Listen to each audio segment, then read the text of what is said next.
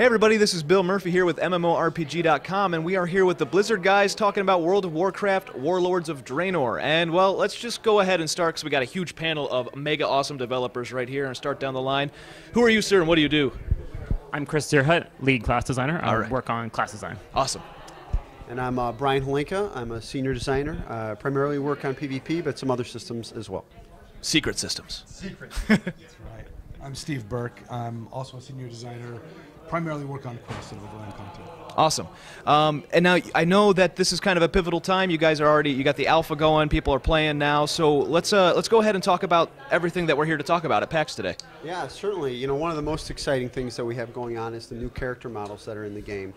They're super exciting. Players have been asking for it for years, and we're glad that Warlords of Draenor is our first opportunity to really rev them up. So one of the things that's important to us is increasing the detail of those characters to keep up with like all the cool armor and all the cool environmental aspects of the game, making sure that we preserve the essence and soul of those characters. So as you can see from a number of the art crafts that we put out, you know, we're nailing it for the most part. You know, like the orcs have been great. You just see that now, you know, their faces are more detailed, they're more expressive. They have fingers, you know, going off when they're casting big one right spells. there. Yeah, your fingers are important, right?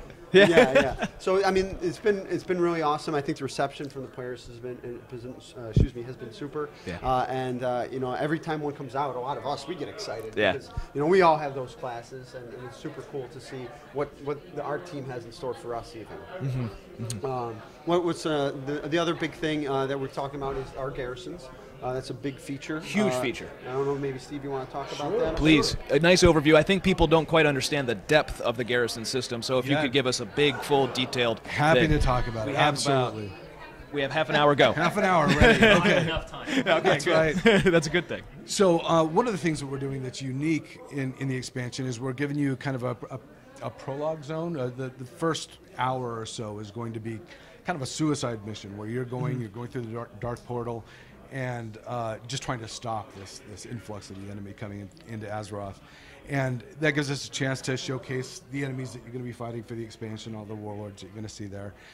You're also going to be rescuing a lot of major characters in that little piece and bringing them back to their home. So what we've got here is the Horde starting zone, for example. You're going to bring a lot of the Frostwolf clan back to where they live. And in a show of gratitude, Duratan, Thrall's father, is going to actually give you a portion of their land.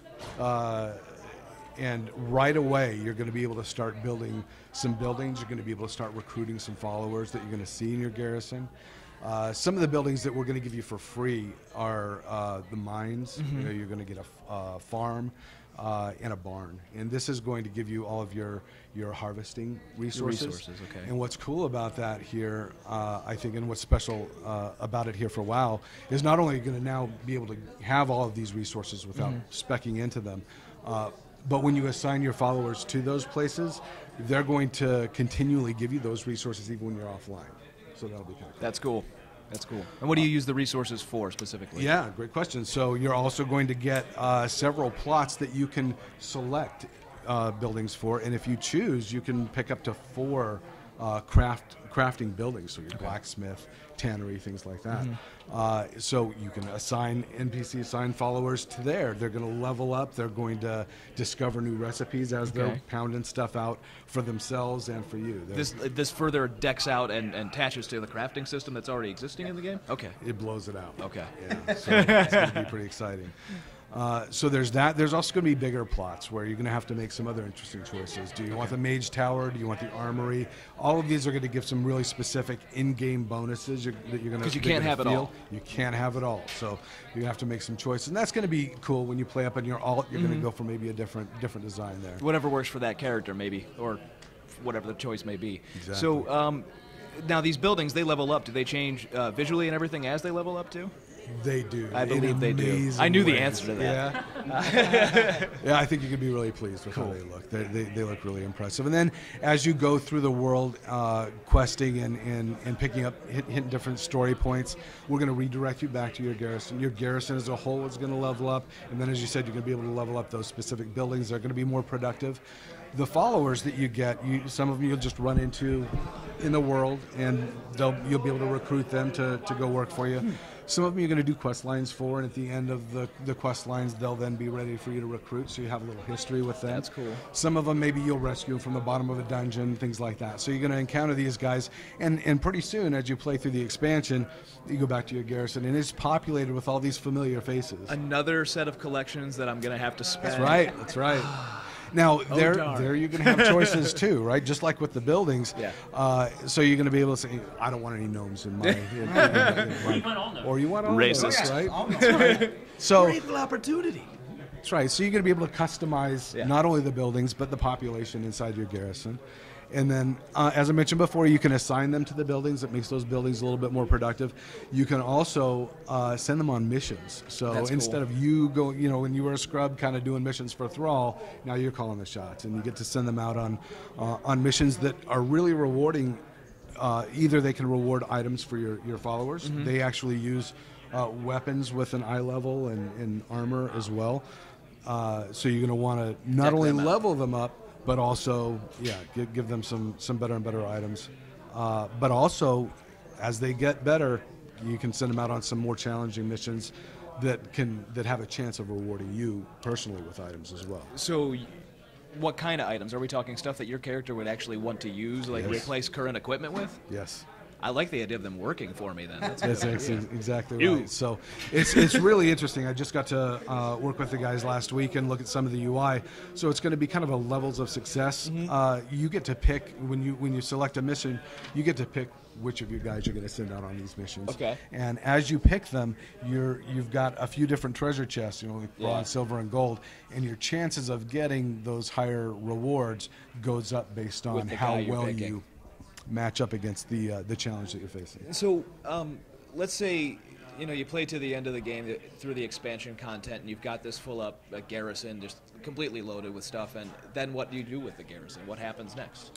So the idea, at least currently, is it's going to have a big tail, right? Okay. It's going to take a while to get it really. It's not something you'll finish at the same time. You're not going going to hit it 100 and be like, Gotcha. I'm done with Garrisons. Gotcha. Right. Good. Very similar. It's part of the elder game. You're going to keep getting better gear on them and keep bringing you back better gear. Okay. And the stuff you do in the world each day when you log in, some of that's going to involve your garrison followers Really? or the garrison building. Dailies and things like that will come into the garrison play. Well, as a matter of fact, so you're actually going to get quests from your garrison. Yeah. So maybe based on choices that awesome. you make, you build the mage tower there. Maybe a special mage will show up and have a cool quest line for you. Some of the that's right. Some of the followers that you've selected to actually be in your garrison are going to be quest givers, and they're going to send you out on different quests that kind of give you a little bit more insight and develop a little bit more of a bond with them. We're also going to do something periodically that's really cool, and your garrison's going to be invaded by some of these guys that you're picking fights with out in the world. Yeah. That's right. They're going to come and actually assault your garrison. Wow. You can invite real player friends to come and help you, but you definitely want to rally your troops. Yeah. And it's Siege going to be warfare? a real active battle. And some really challenging ones too. That's so very it's cool. really And exciting. obviously you get rewarded if you manage to fend them off. Absolutely. And if you don't fend them off, you have to repair all your buildings and all that I stuff? don't think we're going to be too punitive with Good. it, but it's all about the fun. It's more about incentivizing the reward, right? But all those followers, all those guys, if they're not out on missions, they're hanging around your garrison. Oh, good. So they don't just defending. stand there. Yeah. They So actually wander They're not around just like a and portrait in a UI. They're That's right. fun. They talk to Okay. each other and they do jobs. And We've actually work. got some really cool tech just for these that they'll have needs. They'll walk around. It's almost like a Sims thing. They'll walk around and do different things based on what they're. I just want to hear them AI stand talk for. and stuff to each other. Yeah. Very fun. Man, that sounds amazing. So the garrisons are the big feature. The new character models are the big feature. Let's talk about the continent itself and how we're returning to basically the Outlands, but not really. No, Kind of like the cataclysm in reverse, right? Yeah, exactly. We're putting it back pre-cataclysm. together. Yeah, it's the That's right. prequel to it's the pre-sequel. That's right. Oh wait, sorry, that's another game. The Caverns of Every Time. expansion's that. Yeah. That's right. But so what's the big driving force but for the whole team for this expansion? With Cataclysm, it was sort of to go back and touch the old world that everybody has kind of seen and known again. And with Pandaria, it was to sort of try a lot of different new things. And then the different patches that came out, it seemed like each one got stylistically better and almost like you were evolving WoW. Like Timeless Isle was like a stroke of genius, I think.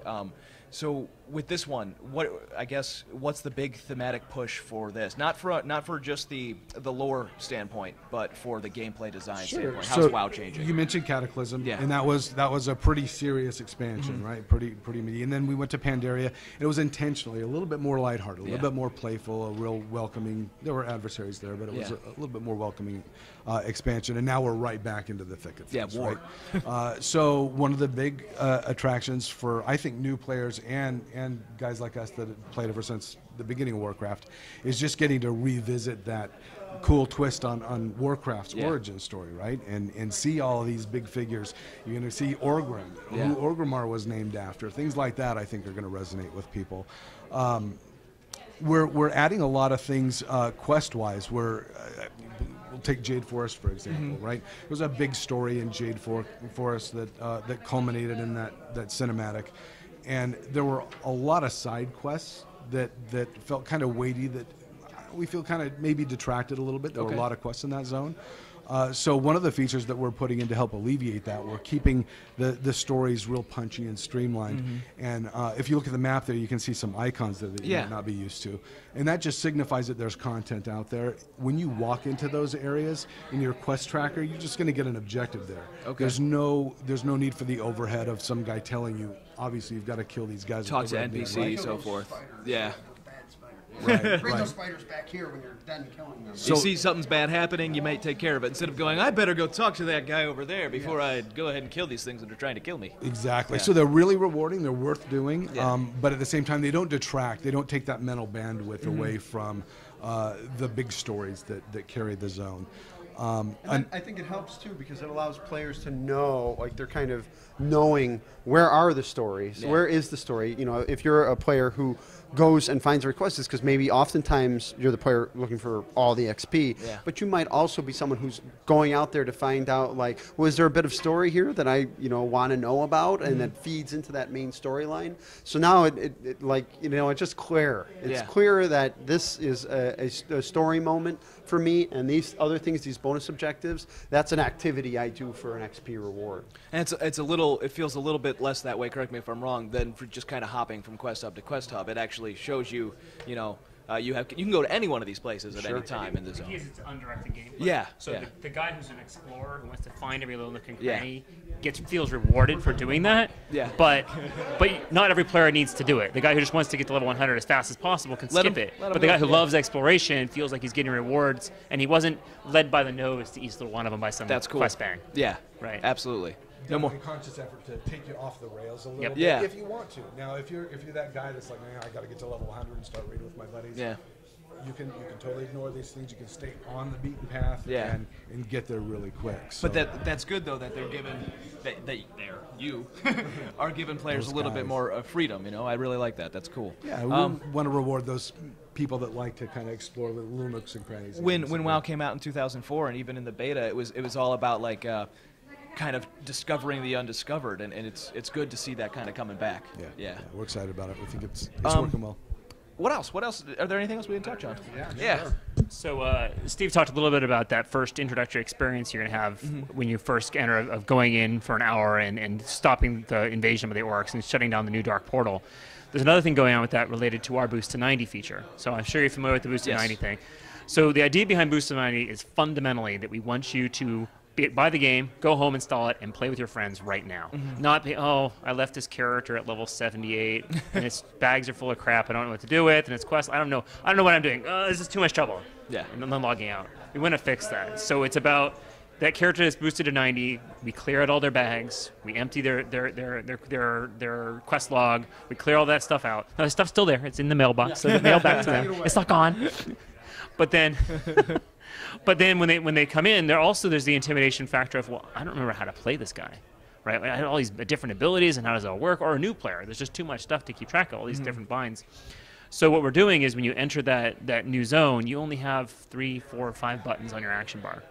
and they're all very straightforward, simple combat rotation. Your key thing. Yeah, right. your key and, skills. And the creatures you're fighting have been designed around knowing that's how your character's set up. Now, there'll be other people side by side with you who aren't boosted because they're just playing Warlords of Draenor the day it came out. But you'll be able to play side by side with those experienced guys and not feel like you're terrible and not know what you're doing.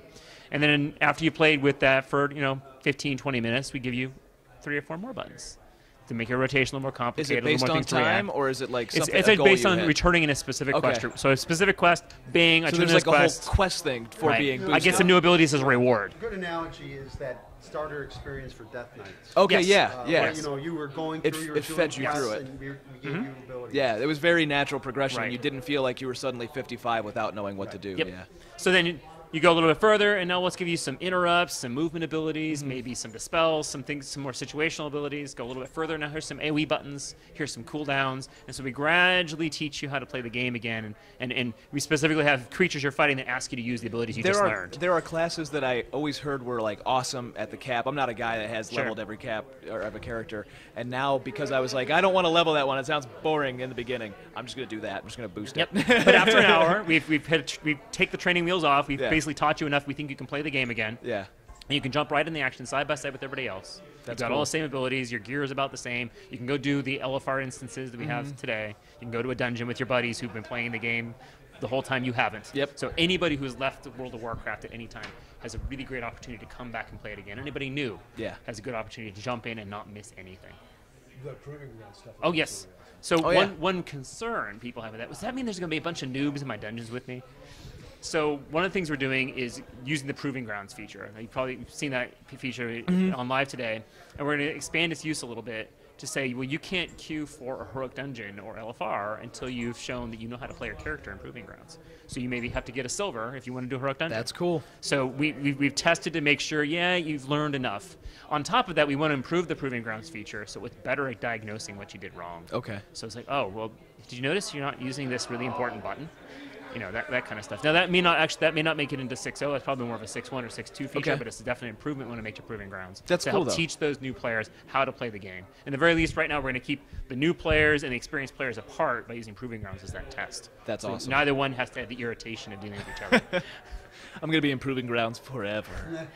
Not gold, just silver. Okay. We I won't can ask try. anybody for gold as a Okay. requirement. That's what cool. it's going to mean. But if you get gold, what do you get? There's prizes for that. Prizes! There's achievements for that. Yeah. Everyone wants their achievements. Yeah.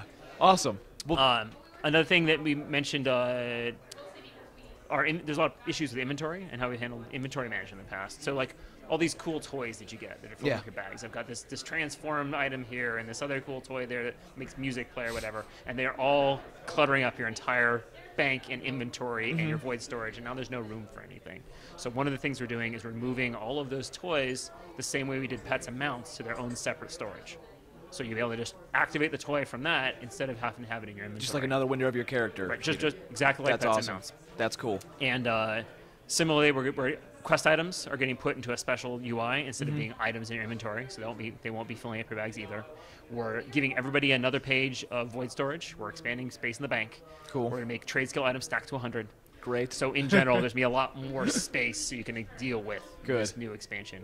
And since I'm on the topic of mounts, a lot of people are concerned about, hey, I can't fly in Warlords of Draenor. What's that about? So some of that concern comes from because I got this really amazing looking mount and it's not allowed to use on the ground. So I go into Battleground and I can't use this mount. What the heck? So one of the things we've done is we removed that restriction. All mounts will be usable on the ground, even if they're a flying mount. So there's no more some flying mounts that aren't allowed. They will all be allowed. So no matter how cool that mount is, you're actually going to get a chance to use it. I always like that decision, though, with the expansions because it forces you to not kind of just plop down, get your objective, and leave. You actually have to explore and see things. And that's the key is exploration. When we're talking about making a game more about exploration, like 2004 WoW was, if you can fly over it, it trivializes exploration. You go to some website that says go to these coordinates, go to those coordinates, go to those coordinates, and you skip the entire experience and adventure. If you have to do it from the ground, you really have to do it. You can't just cheat to the coordinates. Unless you're a dev, and you can. Sure. No, we play like everybody else.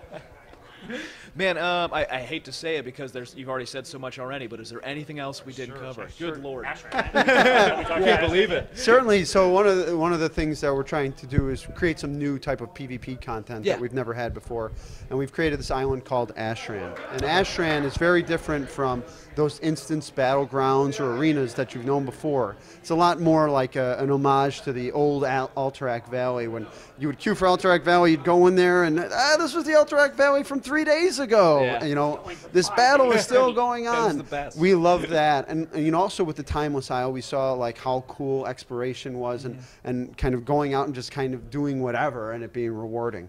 So that's what Ashran is.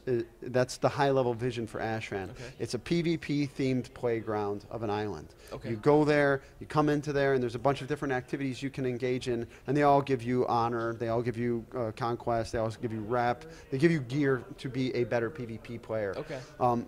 Or honestly, just a general player. There will be stuff there for PvE players too if they want to engage in that. But you're going to engage in PvP by going there. There's no like. That's safe right. zones. There's not a safe zone. There's areas that are actually that we're kind of theming just as kind of like a Your PvP rest activity. zone, yeah. Like I'm going to go there and I'm going to grind some animals, like Timeless Isle. Yeah. You know, you might kill some beasts, but there's no like, oh, I'm so upset this guy came and attacked me, because that's Yeah. Ashran, right? Like Yeah. it's mean. Killing And those beasts, there's going to be other people that maybe not like you trying to kill That's the beast right. too. Yeah. They just wanted to kill the beast instead. Yeah, that's right. And I mean, one of the things we have is we have on both sides, we have the Horde and the Alliance fortresses. And basically what happens is on the Alliance side, yeah, you can do the activity, but on the Horde side, it's more rewarding. Yeah. So it's a little more dangerous to go over there. It's a little bit more risky, but it also reaps better rewards for you. And in the center of the island, there's just kind of this road going between the two fortresses, and the Horde and the Alliance are kind of engaged in a tug-of-war battle back and forth. So players can go there, they can, you know, there'll be a bunch of NPCs, Alliance and Horde NPCs fighting each other, and players get into the thick of it and try and help push their side forward and move towards the enemy team's fortress and possibly sack it if they win out And all if the you way. sack it, does it like reset immediately, or is there There will be some time. Cool. There will be some reward. One of the things that we don't want this to become is a giant battleground. Yeah. We don't want it to be that the focus is, you know, sacking the fortress, and I want to be there when we're sacking the fortress, and if we're not sacking the fortress, I don't care. Yeah. I'm not going to be there. So it's just kind of a, you know, we did it, we trumped them, we beat them, but it's not like, oh, every time we destroy the fortress, we all get, you know, a sword. bunch of honor or yeah, something, yeah. I mean, it's rewarding, but it's no more. It's just a little more rewarding than anywhere else. So The idea is the area is rewarding for anybody who wants to Yes. engage in like a world PvP. Kind exactly, of thing. exactly. We're doing some stuff too with cross-server work. Okay. It's instant, Right. so we're bringing in people from different realms. Oh, excellent. One of the problems Wintergraphs had, the original Wintergraphs, was if your server was 90% Horde and 10% Alliance, you were like, Oops. one side's going to always win, one side's going to always lose, and this isn't fun. Yeah. So what we do is, if say you have two different servers, one 90% Horde, one 90% Alliance, we send them to the same ashram. Gotcha. And then they get a chance to play in an equal, fair fight. Cool. And the other key point, there's never an end condition. It's never over. They've never defeated the entire It's always map. going on. There's always going to be some place Yeah. where the other side's fighting It's back. not like match over, wait till people queue up. It's always Right. kind of there. So unlike Wintergrass, it's always Yeah. going. It's continuous. It's It's not auto timed. balancing and everything like that. Always bringing in people. But lots and lots of small victories. Yeah. Is what feel awesome. Of course, like capturing force and things. And one of the things to keep in mind too when comparing this to Wintergrass only happened every 3 hours. Yeah. So everybody wanted to be in there like that moment. Yeah. Don't really have that pressure. Yeah. So that we don't have that pressure. So, you know, it'll be a lot easier to get in there when you want to, and we can push a lot more people. And you in can there. kind of, there'll be like off-hour times too, I'm sure, like where things will be lighter. But during the off hours, does your server system know that to pull in people that are also playing on the off hours? Like, Yeah, I think you Yeah. know this is our first time doing something like this, Yeah. so that's something we're certainly going to learn. Because what I expect is that the population of Ashran is just going to mirror our general player Yeah. population, which really goes up and down throughout the day. yeah. People So are very smart server programmers. Yeah, that's they true. will find Yeah. they'll start off with something that's pretty good and they'll refine it Yeah. and make it better, and they can do that as a hot fix. as They don't have opposed do to it like in patch. pulling from two servers, they can pull from every server when it's like the downtime We just- or whatever, or a group of servers. we just yeah. want to make sure though that like at no point are you like, hey, we're winning, we're pushing down the lane, and whoa, what happened? Where Yeah. am I? What server am I on? Yeah, you don't wanna get pulled or oh, yanked. the game just balanced the population. Yeah. We don't want that. So Yeah. it's important more that players have a very consistent experience going to that zone. Okay, cool. Man. And when's the release date? Well, we're I think saying fall 20. Are we saying? I think the key point Fall when you talk 2014. about- Yeah. Fall We're 2014. saying fall 2014. I was ready for the when it's ready. Yes. Like- yes. The key thing Always about Blizzard is we're a company that believes in making the best possible game, and we know that's more important than when we release it. Absolutely. So we wanted to release this game sooner, but we sat down and we looked hard at it and said, there are things that we can make better. We can make Garrisons better. We can make ashram better. Let's hold off a bit. Let's make that truly awesome. Cool. And that would be worth the time. And I think the players will agree when they see it. Then one final question is, between now and then, are there any things that you're planning on putting into the game for players to kind of keep them enticed while they're waiting? Because, the last mega patch was just a little bit ago. There will be a pre-release event. Okay. So as the orcs, the new horde starts streaming through the portal, then they go back to Blackrock Mountain. And you're like, what are orcs doing in Blackrock Mountain again? Crap! Right. So there's going to be some pre-release events, and then all that's going to be going A build-up. kind of queuing up the build-up to what's going to happen. Cool. Awesome. Thank you so much, guys. That's fantastic. I hope you guys got that all. If not, watch it again and again and again. Appreciate it. I'm Bill Murphy, MMORPG.com, and this has been Warlords of Draenor. Look for it this fall, hopefully. For sure. For sure.